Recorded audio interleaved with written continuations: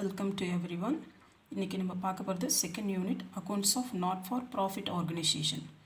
இந்த நேம்லே நமக்கு ஓரளவுக்கு மீனிங் புரிஞ்சிடும். என்ன அப்படின்னா, இது ஒரு வகையான அக்கௌண்ட்ஸு, இது ப்ராஃபிட் இல்லாமல் ஆர்கனைசேஷன் செய்யக்கூடிய ஒரு வகையான அக்கௌண்ட்ஸு. அது என்ன, ஆர்கனைசேஷன்னாவே ப்ராஃபிட் மோட்டிவில் தானே இருக்கும். அப்போ ப்ராஃபிட் இல்லாமல் ஒரு ஆர்கனைசேஷன் இருக்கா அப்படின்றது இன்ன வரைக்கும் உனக்கு தெரிஞ்சிருக்காது. அப்படியும் ஒரு ஆர்கனைசேஷன் இருக்குது அப்படின்றத காட்டுறதுக்காக தான் இந்த சாப்டர் உங்களுக்கு கொடுத்துருக்காங்க. அப்போ இது என்ன டைப் ஆஃப் ஆர்கனைசேஷன் அப்படின்னு சொன்னாவே, பிஸ்னஸ் அப்படின்னாவே நம்ம ஆல்ரெடி தெரியும். ரெண்டு மோட்டோவில் ஒரு பிஸ்னஸை ரன் பண்ணுவாங்க. One is a profit motive, another one is a service motive. Profit motive அப்படின்றதுக்கு சம் எப்படி மெயின்டைன் பண்ணுவாங்கன்னு நிறைய சாப்டரில் பேசியிருக்கோம். அப்போ சர்வீஸ் மோட்டிவில் இருக்கவங்களுக்கு அக்கௌண்ட்ஸ் எல்லாம் எப்படி மெயின்டைன் பண்ணுவாங்க அப்படின்றத ஒரு ஐடியா கொடுக்கறதுக்காக தான் இந்த சாப்டர் உங்களுக்கு கொடுத்துருக்காங்க. அதை இனிமேல் பார்க்கலாம். ஃபஸ்ட்டு தியரி எப்படி இருக்குன்றது தெரிஞ்சுக்கிட்டு சம்முக்குள்ளே போகலாம். நாட் ஃபார் ப்ராஃபிட் ஆர்கனைசேஷன் அப்படின்றது என்னன்னு கொஞ்சம் விளக்கம் தெரிஞ்சுக்கிட்டு அப்புறமா சம்முக்கு போகலான்னு சொல்லியிருந்தேன். அது இப்போ என்னன்னு தெரிஞ்சுக்கலாம்.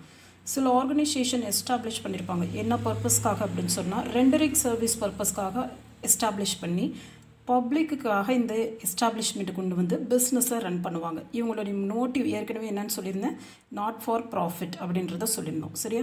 ஓகே.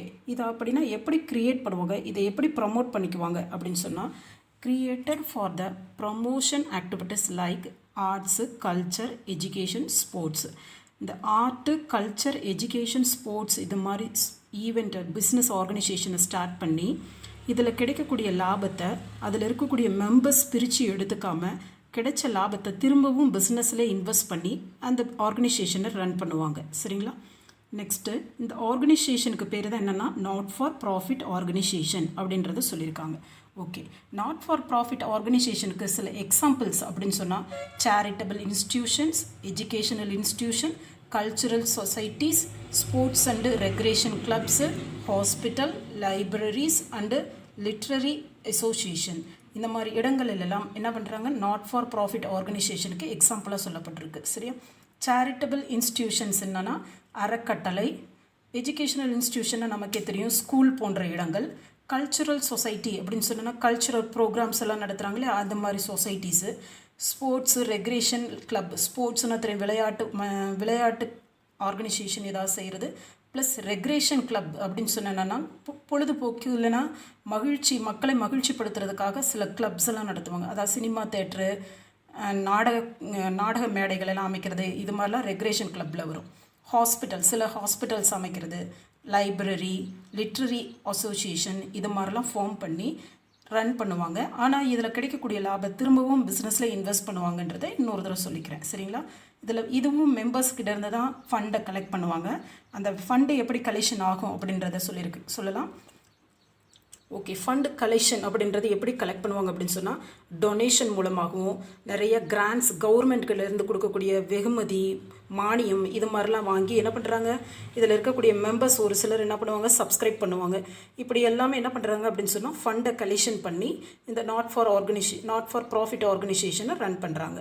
இதுக்கு இருக்கக்கூடிய வேறு பெயர்கள் அப்படின்னு சொன்னால், நாட் ஃபார் ப்ராஃபிட் ஆர்கனைசேஷன், நான் ப்ராஃபிட் ஆர்கனைசேஷன், நான் ட்ரேடிங் கன்சர்ன் அப்படின்னு சொல்லி 3 வகைகளில் இதில் பெயர் சொல்லி அழைக்கலாம் அப்படின்றத சொல்லியிருக்காங்க. சரிங்களா? Next, it must be maintain proper books of accounts. மற்ற ஆர்கனைசேஷனில் எப்படி ப்ராஃபிட் ஆர்கனைசேஷனில் எப்படி புக்ஸ் ஆஃப் அக்கௌண்ட்ஸை மெயின்டைன் பண்ணுறாங்களோ இதுலேயும் கண்டிப்பாக புக்ஸ் ஆஃப் அக்கௌண்ட்டை மெயின்டைன் பண்ணுவாங்க. ரீசன் என்ன அப்படின்னு சொன்னால், ஃபண்டு இதெல்லாம் கலெக்ட் பண்ணுறாங்க இல்லைங்களா, டொனேஷன் ஃபண்டு இது மாதிரிலாம் கலெக்ட் பண்ணுறாங்க இல்லைங்களா, அந்த ஃபண்டு டொனேஷன் எல்லாத்துக்குமே என்ன பண்ணணும், உள்ளே வந்துச்சுன்னா அதை ரெசிப்ட்னும், வெளியில் அந்த பணத்தை திரும்ப செலவழித்தோம் அப்படின்னு சொன்னால் அது பேமெண்ட் அப்படின்ற பேர்லையும் என்ன பண்ணுவாங்க, ரெக்கார்ட் பண்ணி வைப்பாங்க. சரிங்களா? இந்த மெயின்டைன் பண்ணக்கூடிய இந்த அக்கௌண்ட்ஸை 2 விதத்தில், கேஷ் ரெசிப்ட் மீன்ஸ் வருமானம் உள்ளே வந்துச்சுன்னா எழுதுவாங்க, கேஷ் பேமெண்ட்னா அந்த வந்த வருமானத்தின் மூலமாக செய்யப்பட்ட செலவுகள் என்னன்றதை எழுதி வைப்பாங்க. ஃபைனலாக அந்த இயர்னுடைய ஃபினான்சியல் பொசிஷன் என்னன்னு தெரிஞ்சுக்கிறதுக்காக ஃபைனல் அக்கௌண்ட்ஸை ப்ரிப்பேர் பண்ணுவாங்க. சரிங்களா? ஓகே. இது 3 என்ன பர்பஸ்க்காக ப்ரிப்பேர் பண்ணப்படுகிறதுன்னு சொன்னால், டு அசர்டைன் சர்ப்ளஸ் டெபிசிட் அப்படின்றத தெரிஞ்சுக்கிறதுக்காக.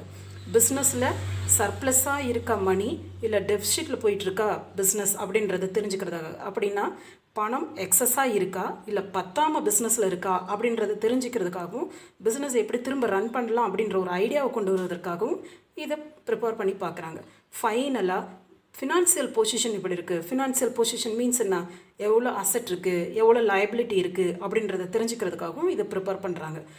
நெக்ஸ்ட்டு இது எப்போ ப்ரிப்பேர் பண்ணுவாங்க அப்படின்னு சொன்னால் ஒவ்வொரு அக்கௌண்டிங் இயர்னுடைய எண்டில் இதை ப்ரிப்பேர் பண்ணுவாங்க. சரிங்களா? Next features of not for profit organisation. Not for profit ஆர்கனைசேஷனுடைய ஃபீச்சர்ஸ் அப்படின்னு சொன்னால் அதனுடைய சிறப்பியல்புகள் 4 முக்கியமான விஷயங்களை மட்டும் இங்கே நமக்கு கொடுத்துருக்காங்க.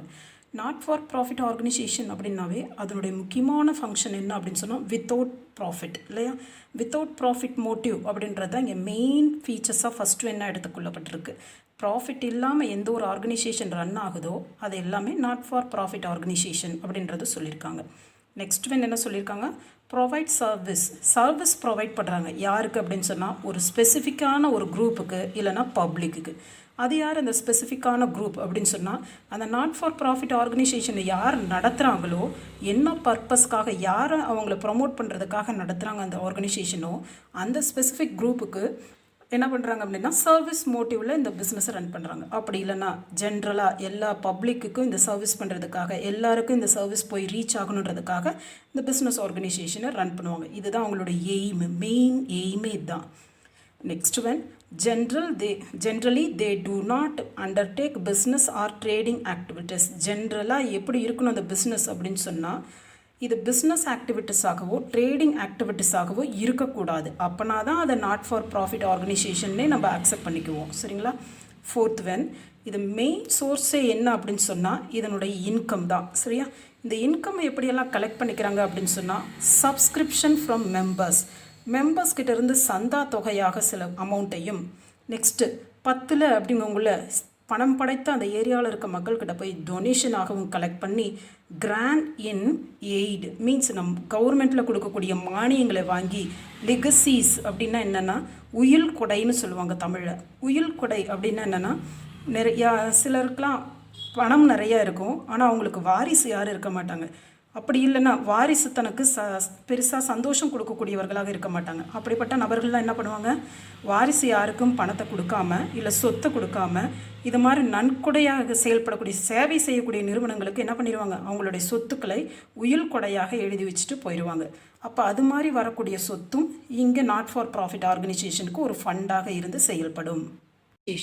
End of the final year they prepared the following final accounts: receipts and payments account, income and expenditure account, balance sheet. These three are called three principles accounting statements. In case one word like what is the three principles accounting statement in non-profit organization அப்படின்னு சொல்லி கேட்டாலும் இந்த மூணையும் எழுதுங்க. receipt and payment account, income and expenditure account, balance sheet. இது 3 தான் இந்த சாப்டரில் நம்ம டிஸ்கஸ் பண்ண போகிறோம். எப்படியெல்லாம் இதை ப்ரிப்பேர் பண்ண போகிறோன்றது பின்னால் சம்ஸில் பார்க்கலாம். ஓகே, ரிஜிஸ்ட்ரேஷன் ஆஃப் நான் ப்ராஃபிட் ஆர்கனைசேஷன் அப்படின்றது இந்தியன் கம்பெனி ஆக்ட் 2013 செக்ஷன் 8 சொல்லியிருக்காங்க. அதன்படி நான் ப்ராஃபிட் ஆர்கனைசேஷன் என்ன பண்ணியிருக்கணும்னா ரிஜிஸ்ட்ரேஷன் பண்ணியிருக்கணும். ஓகேங்களா? அப்போ இந்த அக்கௌண்ட்ஸ்லாம் எப்படி ப்ரிப்பேர் பண்ணுறது, இதுக்கு என்ன மாடல் இருக்குது அப்படின்னு சொன்னால் இந்த Indian company act 2013 not for profit ஆர்கனைசேஷனுடைய மாடல்ஸ் யாருக்காவது வேணும், நாங்கள் ப்ரிப்பேர் பண்ணுறோம், அதுக்கான ஐடியா வேணும் அப்படின்னு யாருக்காவது தோணுச்சுன்னா இந்தியன் கம்பெனி ஆக்ட் 2013 ஷெட்யூல் 3 இதற்கான மாடல் கொடுக்கப்பட்டிருக்கு. ஓகே, என்னென்ன மாடல்ஸ் கொடுத்துருக்காங்க அப்படின்னு சொன்னால் income and expenditure account and balance sheet எப்படி ப்ரிப்பேர் பண்ணுறது அப்படின்ற மாடல்ஸ் எல்லாம் கொடுக்கப்பட்டிருக்கு. யாருக்கா வேணும்னா அதை ஃபாலோ பண்ணிக்கலாம்னு சொல்லப்பட்டிருக்கு. சரிங்களா?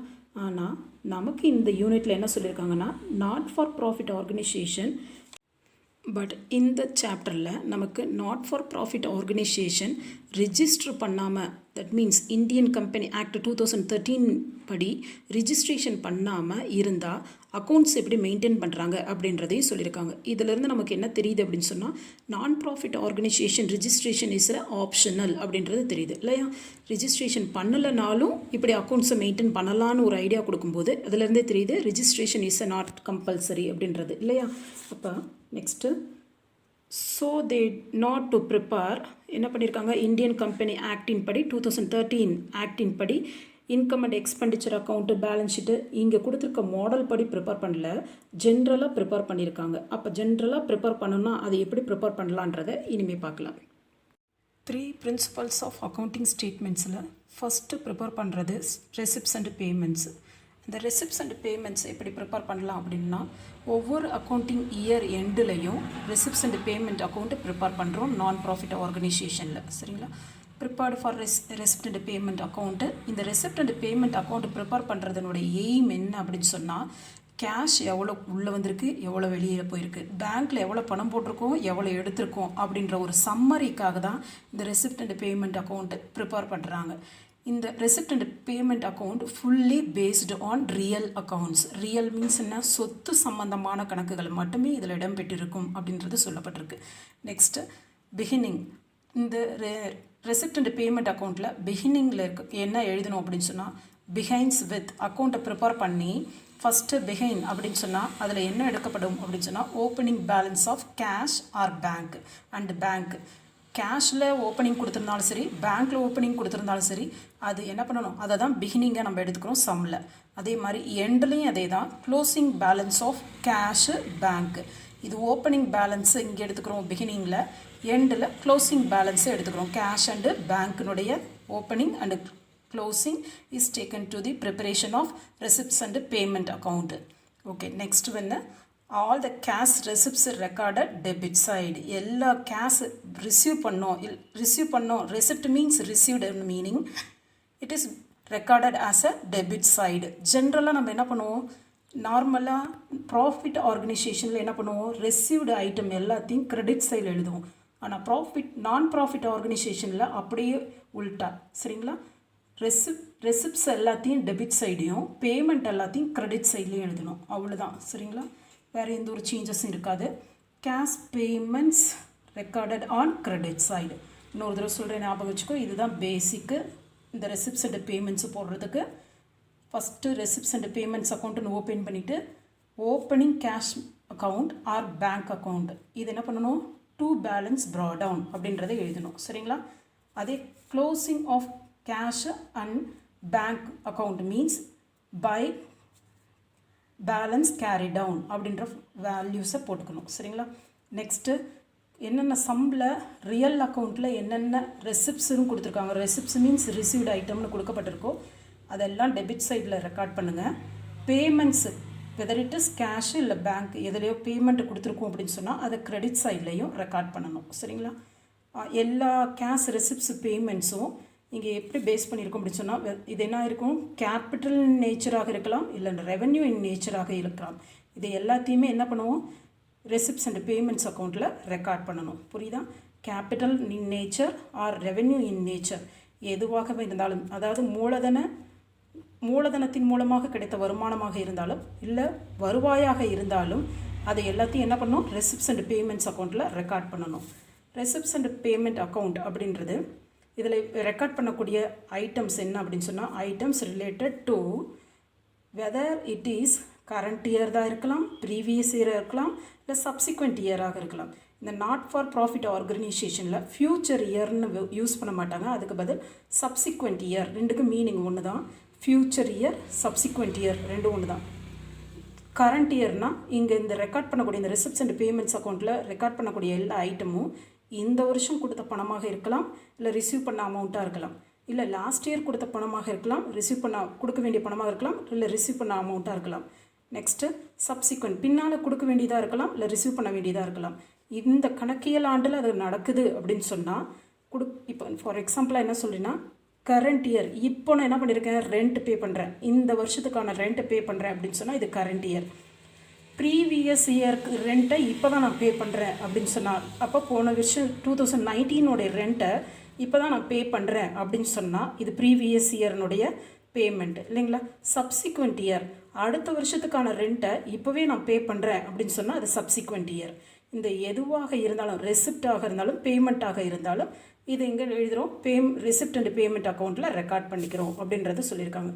It means irrespective of the period. அப்படின்னா மீனிங் என்ன அப்படின்னா, irrespective அப்படின்னா இது மூணுலேயும் இல்லாமல் போன வருஷம் கொடுத்த காசு இல்லை அடுத்த வருஷம் கொடுக்க போகிற காசு அப்படின்றதெல்லாம் எழுதக்கூடாது. இந்த வருஷம் கொடுத்துருக்கணும், இல்லை இந்த வருஷம் ரிசீவ் பண்ணியிருக்கணும். அது அடுத்த வருஷத்ததாக இருக்கலாம், இல்லை போன வருஷத்ததாக இருக்கலாம். பணம் இந்த வருஷம் வெளியில் போயிருந்தது, பணம் உள்ளே வந்திருக்கு அப்படின்னு சொன்னால் இங்கே ரெக்கார்ட் பண்ணணும் அப்படின்றது சொல்லியிருக்காங்க. the amount is received on paid received or paid recorder. இங்கே என்ன பண்ணியிருக்கணும், ஒன்றா அமௌண்ட்டை ரிசீவ் பண்ணியிருக்கணும், இல்லைனா பே பண்ணியிருக்கணும். அது எல்லாத்தையுமே இங்கே ரெக்கார்ட் பண்ணுவோம். அது கேஷ் ரிசீவ்டாக இருக்கலாம், இல்லை கேஷ் பெய்டாக இருக்கலாம். டியூரிங் தி இயர், இந்த வருஷத்தில் கொடுத்த காசு, இந்த வருஷம் கொடுத்த பணம், வாங்கின பணம் அப்படின்றது ஏதாவது இருந்ததுனா மட்டும் ரெக்கார்ட் பண்ணுங்க அப்படின்றத சொல்லியிருக்காங்க. இது நான் கேஷ் ஐட்டம் அப்படின்னா என்னென்ன அப்படின்னு சொன்னால், இதெல்லாம் இங்கே நான் கேஷ் ஐட்டமில் என்னென்ன இருக்குது அப்படின்னு சொன்னால், depreciation, outstanding expenses, accrued income, இவை எல்லாமே இங்கே எதுவுமே எடுத்துக்கக்கூடாது அப்படின்றது சொல்லியிருக்காங்க. சரியா? Are not shown in this account, இது எதுவுமே இந்த அக்கௌண்ட்டில் வரக்கூடாது. டிப்ரிஷியேஷன், தேய்மானம், அவுட்ஸ்டாண்டிங் எக்ஸ்பென்சஸ், இன்னும் கொடுக்க வேண்டியது இன்னும் கொடுக்கல, அதை பற்றி பேசாத. இங்கே என்ன காசு கொடுத்துருக்கே அதை மட்டும்தானே எழுதணும்னு சொல்லியிருக்காங்க. அப்போ இது வராது. அக்ரூடு இன்கம், கூடியுள்ள வருமானம். கூடியுள்ள வருமானம்ன்றது இன்னும் வாங்கலைல்ல, ரிசீவ் பண்ணல, அப்பவும் எழுதாத. என்ன வாங்கியிருக்க, என்ன கொடுத்துருக்க, அதை மட்டும் எழுது அப்படின்றது இந்த சம்மில் சொல்லப்பட்டிருக்கு.